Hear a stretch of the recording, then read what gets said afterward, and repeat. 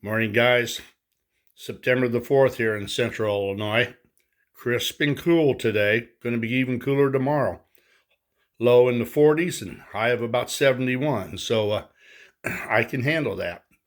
I just thought I'd show you how we're progressing on the beer car. We've been doing a lot of experimentation. As I told you, I'm going to shoot most of this in satin instead of gloss or semi-gloss. And this is the roof I just finished up. It is in satin black, and I couldn't find my Regal red or Sunset red in satin, so I settled on satin candy apple red. And I don't know, there you go. You can see what a fine texture, how smooth that paint is. It really applies nicely. And what I'm thinking about doing is taking and pinstriping the edge of the roof here on the other side of the edge, and then mask this off and do the catwalk red. So it'll be red on black, black on red, however you want to look at it. Then I think what I'm going to do with the rest of the car is I'm going to paint the rest of the car red, and the supports, the struts, everything will be highlighted in black. In fact, I'm thinking about masking this all off here and shooting that in black. And so we're going to have a red and black combination. Now I'll show you what I'm doing as far as my beer logos go. As I said, these are Tube City. This literally drops right into here. Here's another one that's round. Get this piece of paper out of the way, like that. And if you take it and you put this on, it's too big. It hangs over. So what I did was this.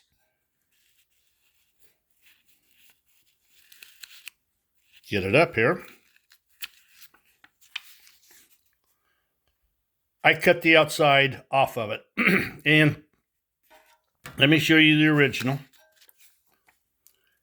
As you can see, if it stays in focus, there's a very, very, very fine gold trim on the outside of the on the red. There you can see it.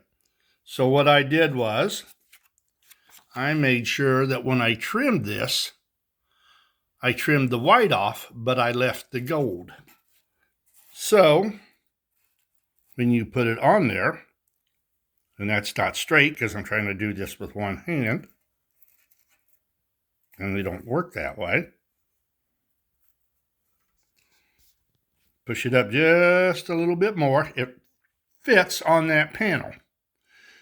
So that's what I will probably do with that. I'll show you what I did that with too. You got to have a super pair of sharp scissors or paper scissors.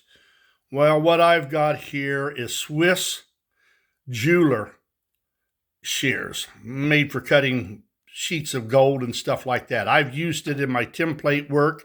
It works pretty good without curling the metal up, but I'm probably cutting a lot thicker metal than what you would do in jewelry work. But on this, well, I'll show you. That's why I got this piece of paper here.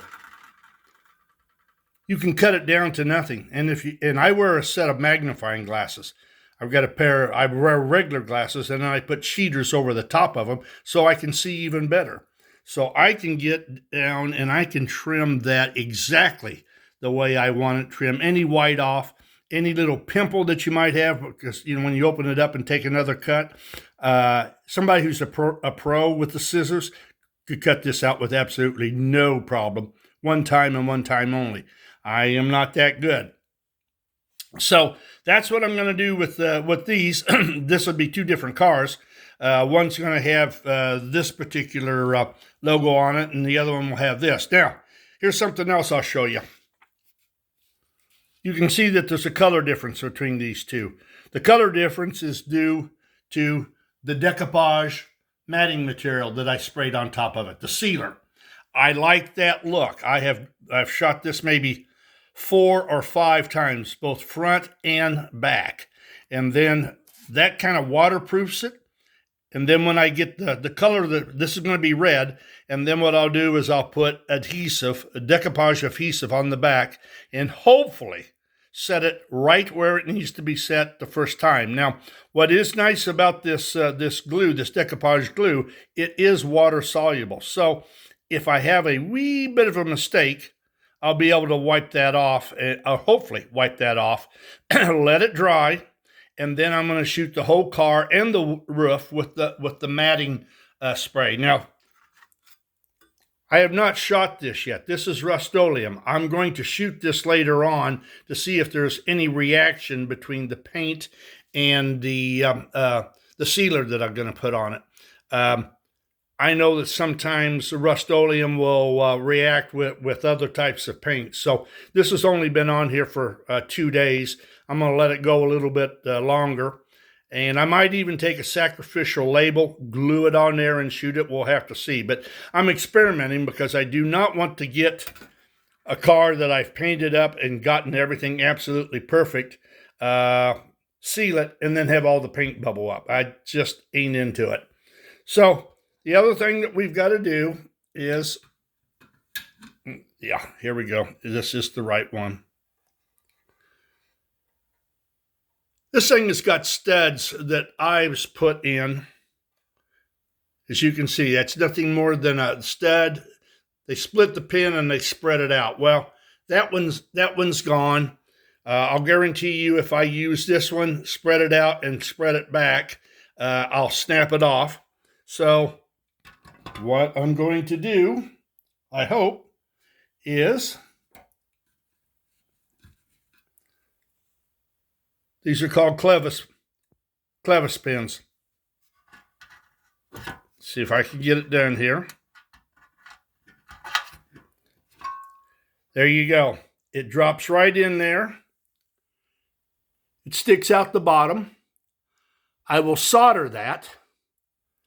And that literally, turn it upside, there we go. Turn it upside down. That fits through the top of the truck. And then what I'll do is slide this on the back side. It's got a set screw, and that's all it will take to apply to hook those trucks up. Works absolutely fine. I've already tested it. Plenty of room. An easy job to do, an easy soldering job. The other thing that will be up in the air is, as you can see, they use the same type of pin. I'll show you on this one.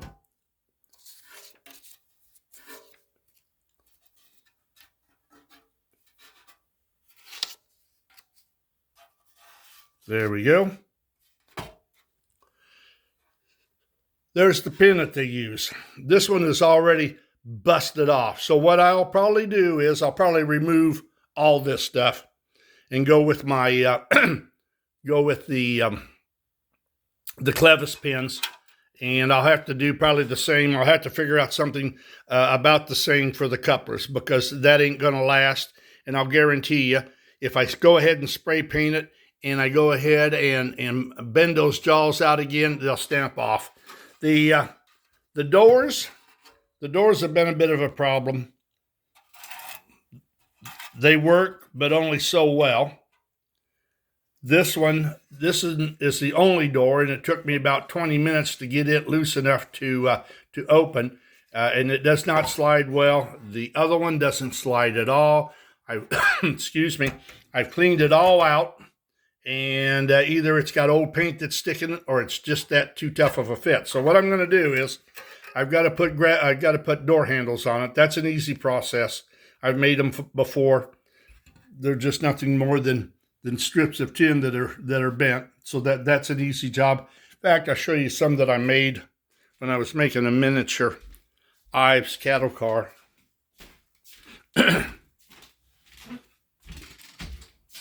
It's no big deal for the most part. But there you go. That's exactly what was on these box cars. So I'll bend that down, solder one on each side, and we'll call that good. But I think what I'm going to do is I will probably mask off, if I'm going to do the door if I'm going to do the door and all this in place, what I'll probably do is mask this off on both sides and shoot this satin black, because the truss rods are going to be black. There'll be some other things highlighted in certain areas with red. Of course, the ends will be completely red. The ladder will be painted black, and I also have to do a little bit of metal work on the coupler supports. I've never seen an Ives car yet that don't have those coupler supports all beat to hell. So that's where we're at on this. The sandblasting absolutely cleaned this perfect on the roof. I primed it and shot it, and it's just absolutely smooth. So it's worked out real well. The next roof to be shot's this other one here, which I did not sandblast, but I will lightly sand it and clean it and then shoot it. So that's where we're at right now on the beer car. It's coming along, but I'm not in any hurry. This weather's great. So yesterday I was outside with a big pole saw trimming off some limbs on the trees. I'm thinking about putting myself up, actually not putting it up, but buying a 10 by 12 shed, emptying out my garage, because I want to take all the equipment that I've got up here in this room, and I want to move it down. I want to move all this stuff down into the garage. I need some room. I've got room down there. It's where my lathe is at. I need benches to secure my slip roller. I've got 2 of these sheet box brake presses. The big one here, and then I've got another one. Let's see if it's around here someplace. I don't see it. It's probably buried under the garbage in here someplace. But excuse me again. But this stuff needs to be moved out of here. Doggone it. Needs to be moved out of here. The shear needs to go down. The only thing I would keep up here in my train room, which is all I had originally, is my wheel press. That I would leave up here. But that would sure get rid of a lot of stuff, because this is a mess. An absolute mess. So that's it, guys. Enjoy the rest of the week that's left. Like I say, it's Thursday. But I think maybe the next time you see some of this stuff, we'll have this roof will be painted and highlighted. We'll see how well that turns out, or whether or not I'll have to do it all over again. But you guys have a good one. We'll talk with you later. Toodaloo.